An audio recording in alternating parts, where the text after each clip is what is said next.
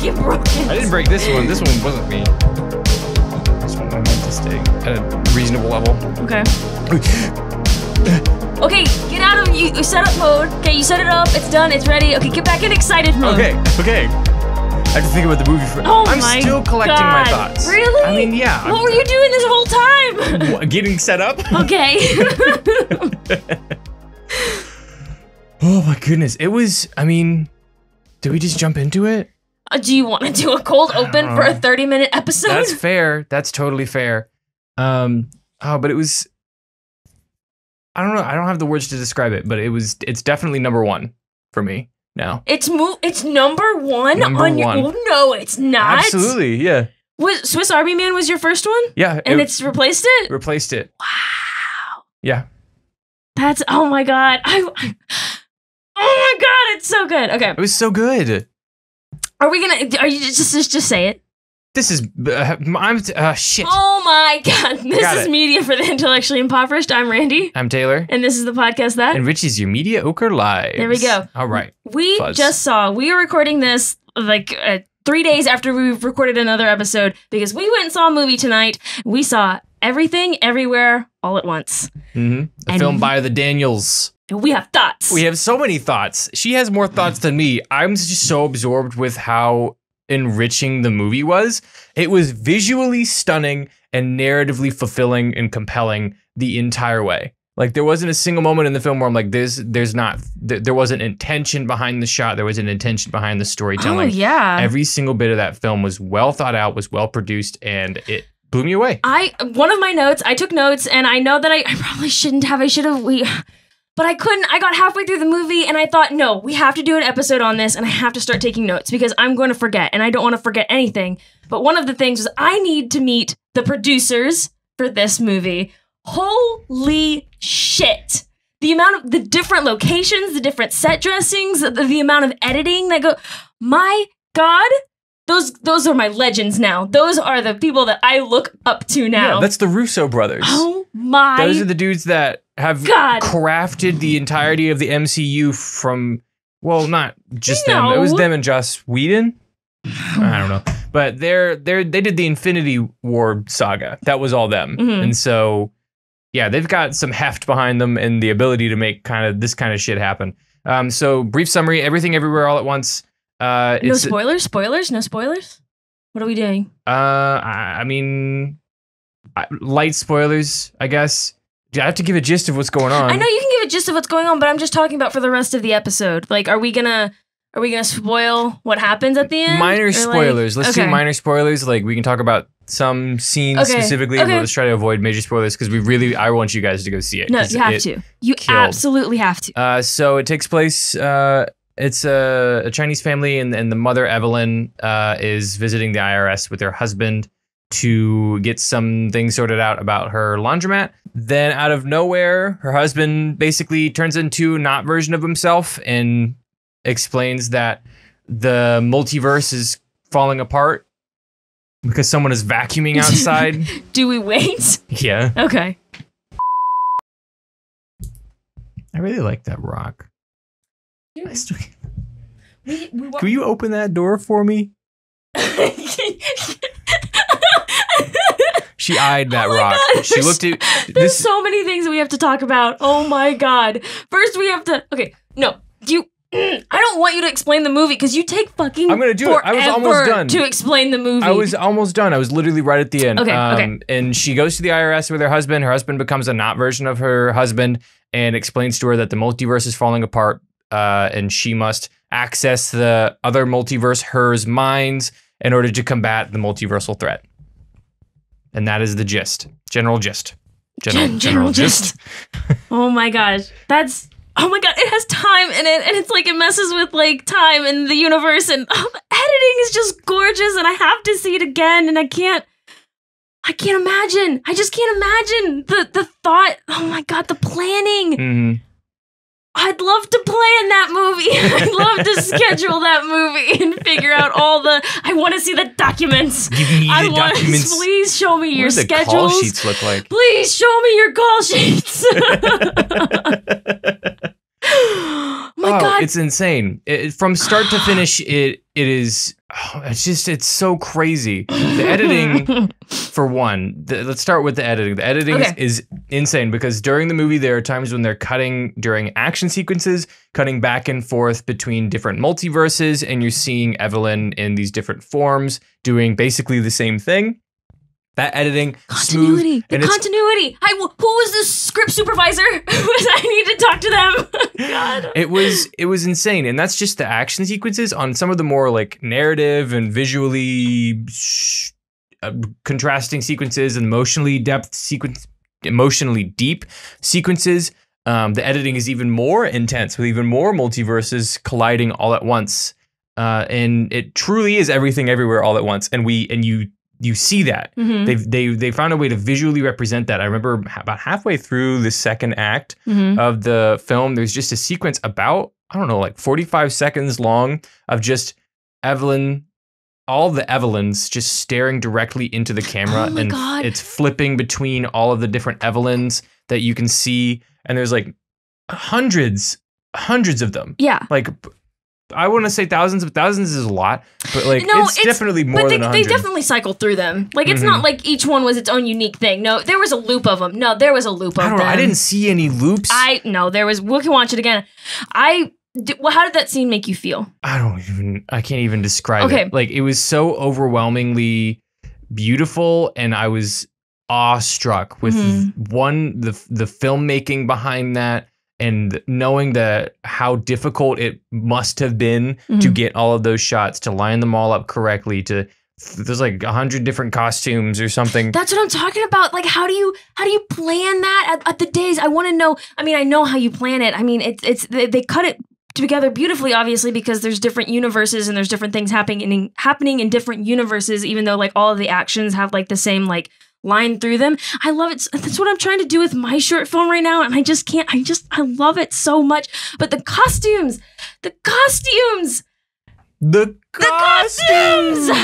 I'm sorry. I peaked the audio. I can't. I need to know. They were all gorgeous and beautiful, and the makeup for the daughter, Joy. I can't. It was so. Okay, we're not gonna get. Okay, that scene. Sorry, I got a lot of thoughts. We're gonna calm it down. All right. Okay. The Evelyn scene where like they're cycling through. There was definitely a cycle. I saw repeated scenes. Okay, fine, Trust sure, me. whatever. Trust. Okay, I trust you. Thanks. That scene, the whole like first half, not even the first half, the first by the 45-minute mark, I thought I have not taken a deep breath in 45 minutes. I have not breathed in 45 minutes because they did it so beautifully. Like, I want to say it's a representation of anxiety, but I know that's not what it meant. It had a different message, but also it's like, that is for me what anxiety is like. That is that everything is coming crashing down at me at once. My mind is being pulled in like 17 different directions and I can't breathe. And it was so beautiful to see that represented on screen. And that like everyone, that's how you get everybody to then feel that emotion. And the way that they were able to sync up a lot of the scenes, especially in sort of the initial scene where she splits multiverses, and she's turning her head one direction and she's flipping into the next multiverse or universe or whatever, and then she's turning her head back and she's back in the regular universe. But on top of that, they have pieces, and it happens many times throughout the film, where they have pieces of a different universe that enter the universe they're in as a way to like pull them out of that universe. But they make sense in both of the universes. It's like if somebody's grabbing you in this universe, somebody's about to punch you in the other universe. Like there's the action lines up with each other. It's so beautiful. It's clean. So clean. But the images, all of the images of her flashing, that gave me such peace. And I know that's why I wanted to know how it made you feel. Because there was, you said like 45 seconds, probably 45 seconds of just them flipping consistently through all of these photos. And as I was sitting there, I thought I could watch an hour of this. This just, I don't know. It just made me feel so, I don't know what that is. Two negatives make a positive because that's what's going on in my head all the time. So if I watch it, it's like, I'm peace. I was so awestruck by it. And it has this effect where, like, obviously not every single face is going to be exactly the same. There was one that was like, I think a dog. There was one that was like a skeleton. But the beauty of that shot is when you put a bunch of faces in the same spot and you rapidly flip through them, the brain is going to morph all of the images together. So it looks like it's even more in sync than what it may have actually been. And so using that to their advantage in the editing bay and using that technique or that just the way the mind works to trick us into thinking that everything looked, because they all look so similar, but they all look so different. Are you sure that they were repeating ones? I'm 100% they were repeating ones. I don't know, man. I really but don't here's think my it was. thing is like they had to get that shot. And so at every location, at every fucking costume that she put on, there was somebody in the back who was like, hey, don't forget that shot. Don't forget the head. Don't forget that shot. Don't forget the headshot.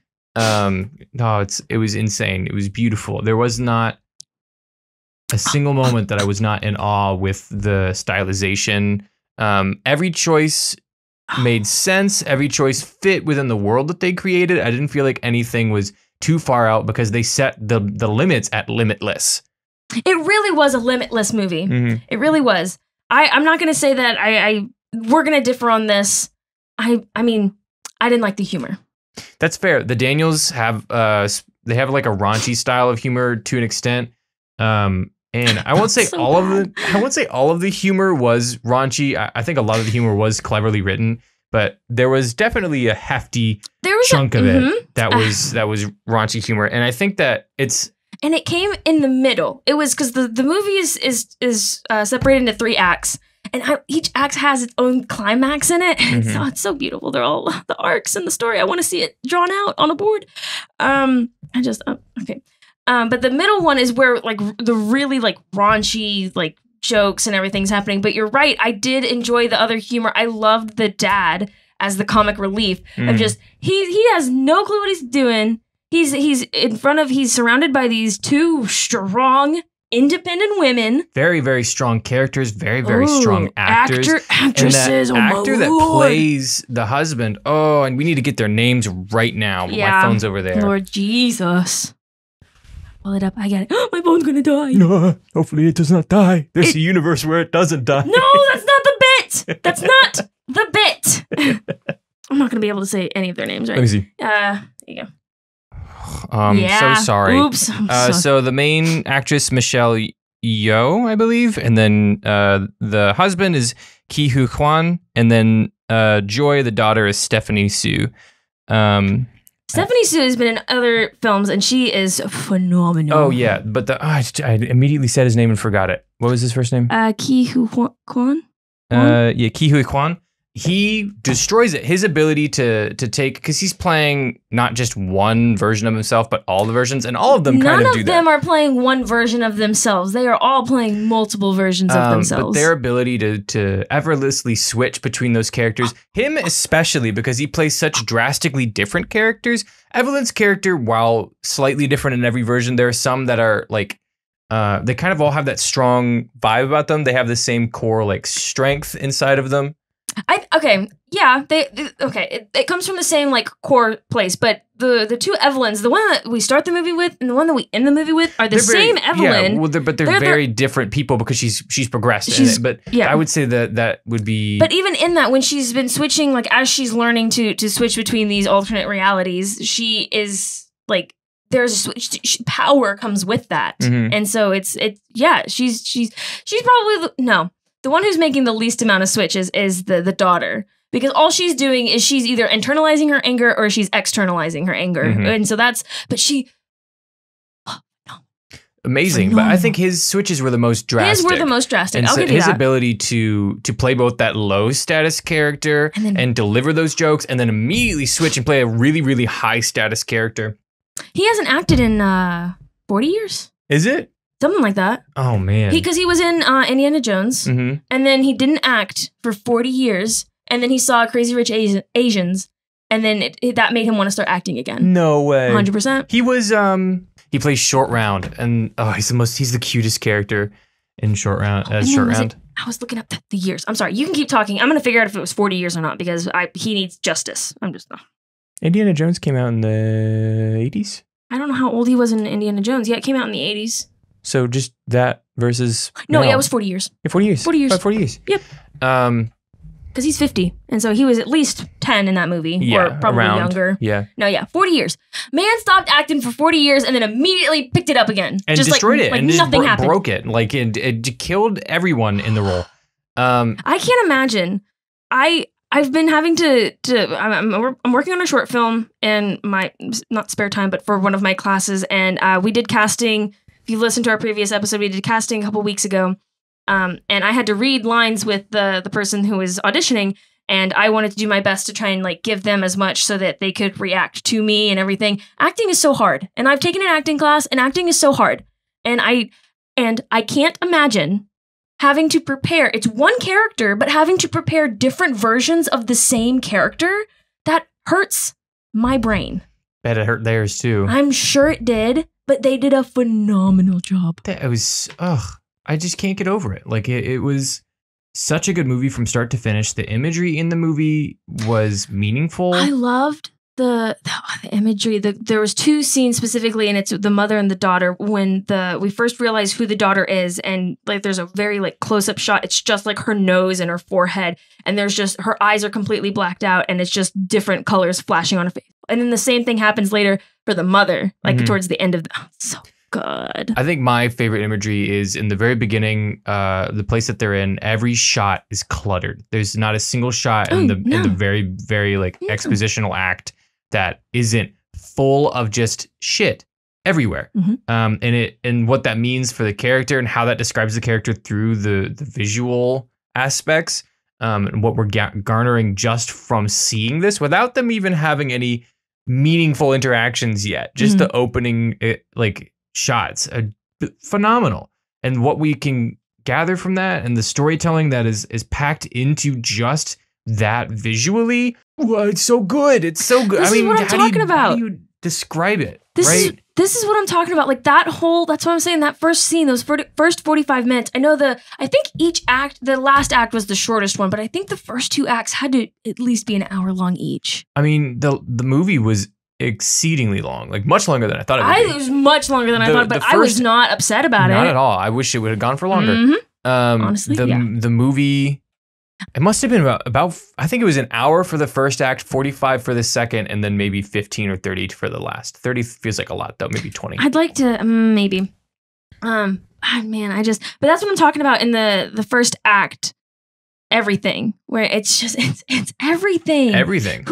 That they know what it's like. I mean, we all know what it's like. We've all had that time in our life where it feels everything is crashing down around us. Everything falls upon us. We have all of the responsibility. Nobody else knows how to handle this, because that's where her character starts. Is like, nobody can do this but me. I have to be the stone. I have to be the breadwinner. I have to, like, whatever. It all falls on me. And they conveyed that so beautifully. Yeah, and they conveyed how that affected her character. Yeah. And how stifled she was. Yeah, and how, because she was trying to do that, how she was limiting herself and her relationships with her family and her ability to truly comprehend like what people meant to her. Yeah. And how she grows through the rest of the movie in spite of starting that way. 2 hours and 20 minutes. I would not doubt that, the first two are like an hour long. Yeah, I think so. The last one is really short. I don't even think the last one is more than 15 minutes. I don't think so. I think the first one's like over an hour. And this, because the first one was definitely the longest. The first one was definitely the longest, yeah. And the fake out, genius. Oh my God, that was so good. I almost stood up. I was like, nah. But I didn't see when I was doing it. There's a fake out where they do like fake credits in the middle of the movie, but it's the actual credits for the movie. No, the music wasn't there. Come on. I didn't know. I was like, oh, is it going to be like a multi-part movie? And then it starts zooming out and you see that, they're watching a movie in the movie, but the movie is the movie that we're watching. Genius. Can we talk about that scene and how beautiful it was that she was watching herself in another alternate reality and then we were watching her like we are, oh my God. I can't. So good. It truly, I mean, my number one movie was Swiss Army Man. I don't know if we mentioned it on the podcast yet. I don't know if we've saying a lot of things. 100% mentioned it, but you can say it again. I mean, what I've been saying for a while. My number one movie was Swiss Army Man, which is directed by the same directors, and it has been outplayed. Outplayed by this movie by tenfold. Like Swiss Army Man was amazing. It's a very niche movie that I love that a lot of people sometimes have problems with because it's so raunchy. But the Daniels pulled this one out of their back pocket and plastered it on the walls. And I love it. And I cannot imagine another movie doing so effectively what this movie has done. I'm angry. What? I'm angry. What? That is the same writers? No, not the same writers. I'm going to change topics. I will find out who the writers are. Okay. But I want to say, because this movie, you're talking about how great it is, and it's phenomenal. It is absolutely phenomenal. And I am angry, and I'm calling out one person. I won't say your name, but you know who you are. I was at South by Southwest, and I could have seen it at South by Southwest, but nobody told us when South by Southwest started. We thought, according to the students, according to my friends who went, it was on the 13th. But no, it started on the 11th. And it's because they didn't want us to see the actual celebrities. They didn't want us to embarrass ourselves in front of the actual celebrities. Oh, because this premiered at South by. This premiered at South by Southwest. Everybody was, and people we know went to that. I'm okay. Who were the writers? I think it was the Daniels. Was it? Yeah. They directed en route? Yeah. Yeah. Okay. That's pretty typical. Yeah, but I'm just like, that story, why? They're two men. Tell a story about women.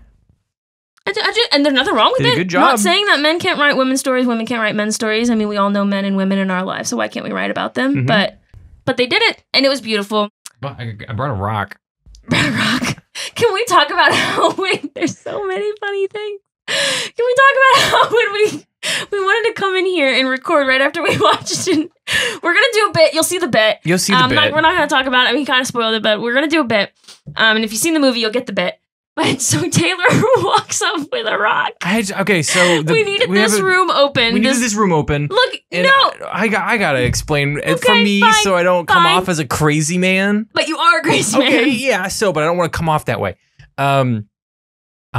We needed to get into this room. This room is typically locked for good reason. We have expensive equipment in here. We saw the janitors in here, and we were like, "Hey, is it possible?" I was like, "Oh, this is great! Like, this is perfect." Set the scene. Okay, Set the fine. scene. I had a rock in my hands. Yeah. I had a quite large rock. And what was the energy A hefty rock. that you were bringing with you as you started speaking? I did my best to come off like, hey, can you guys unlock this room for us? We really like. I said we really need this room unlocked. I'm carrying at least a 3 to 5 pound rock in my hand, and it's, mind you, it's not like hidden. I'm just holding it. Like how you hold a rock, like kind of like no, up. how you hold a rock when you're about to vandalize something. And I'm just like, hey, is it possible we could get this door open? And then they looked at me, and they looked at the rock, and then they looked at each other, and then they unlocked the door. So I don't know what that says about me. Like, do I not look like the person who's violent with a rock, or was it my chipper demeanor and the 4 other people behind me? You didn't come in, like, you came in with so much gusto and so much energy because we were worried that we wouldn't be able to get into this room. And so as soon as we heard the custodians, I was like, oh my gosh, it's our lucky day. We got it. And you bolted, and you with your rock in hand bolted and was like, hey, can you unlock that door for us down there? We really need that door unlocked.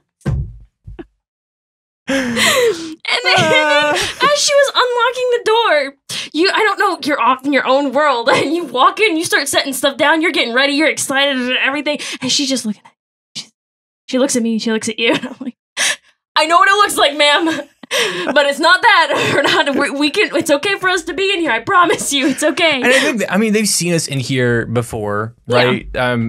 I've seen them around. They've come in here and taken out the trash while we've been recording once or twice. So it's not like they don't recognize us. I hope they recognize us, but I think it's the fact that I walked in with a 5 to 6 pound rock, and I was so ready. I was so like gung ho. I was like, "Can you open that door for us? It's really important business. I have a rock." I have a rock.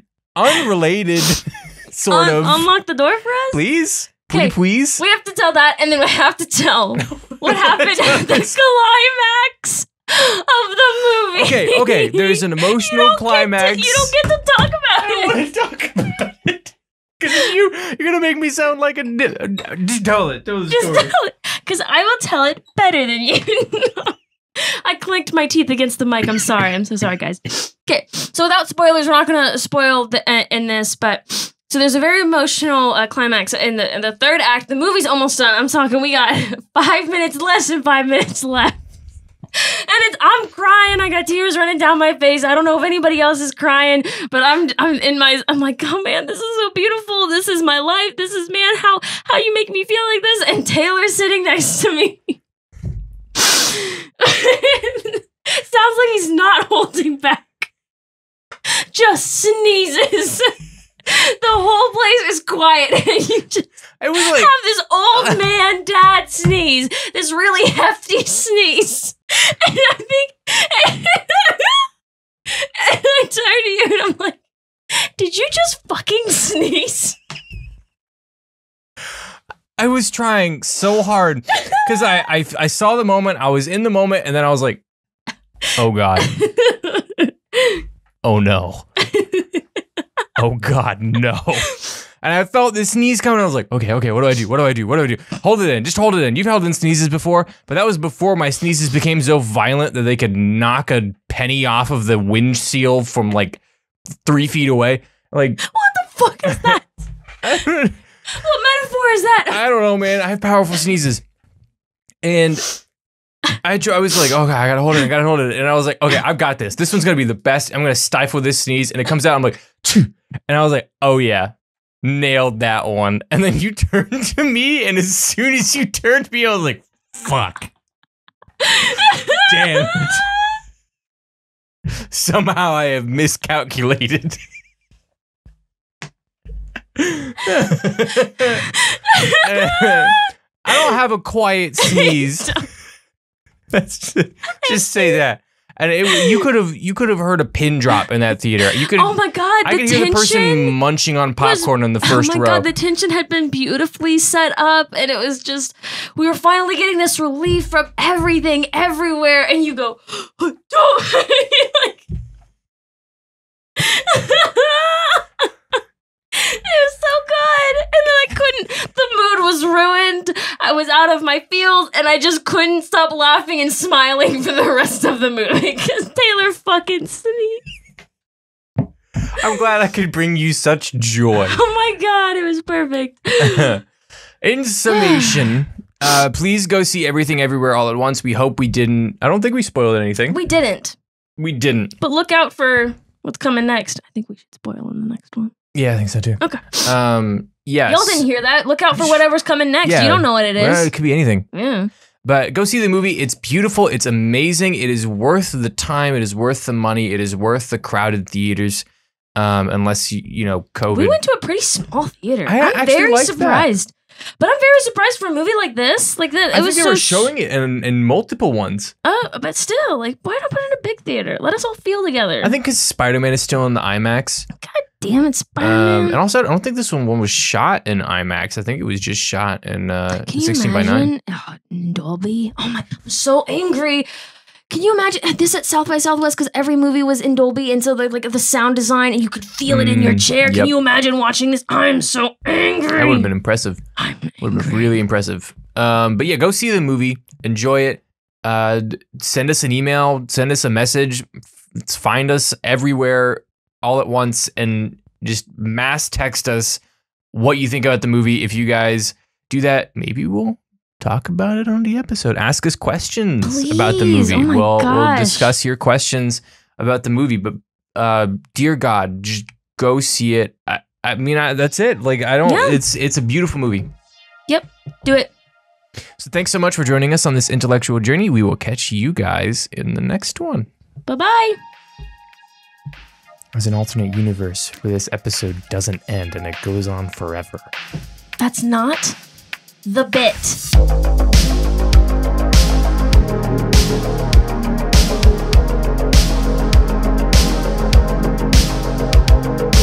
Media for the Intellectually Impoverished is hosted by Trey Taylor Smith and Miranda Randy Zabst. Produced by Cam Ritchie and edited by Kat Trapella. You can find us on Instagram and Twitter at MFTII Podcast. Subscribe to our YouTube at Media for the Intellectually Impoverished or email us at mftiipodcast@gmail.com. Thanks for listening.